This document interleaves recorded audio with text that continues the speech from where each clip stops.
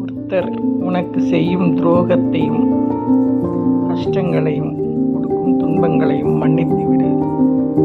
உன் சகோதரியானாலும் சரி, கூட பிறந்தவர்களானாலும் சரி, சொந்த பந்தமானாலும் சரி, தவறுகளை மன்னித்து விடு.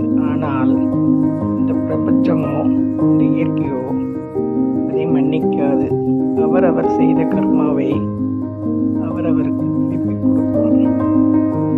வாழ்க்கையில் இதே இந்த பிரபஞ்சத்துக்கு கொடுக்கிறோமோ அது திரும்ப கிடைக்கும். நல்லதை செய்தால் நல்லது நடக்கும். அடுத்தவர்கள் மீது எந்த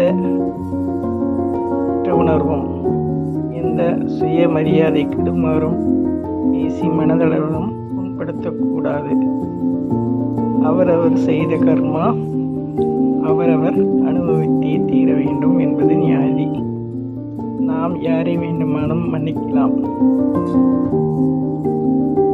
ஆனால் இறைவனும் இந்த பிரபஞ்சம் உலகம் அதை மன்னிக்காது.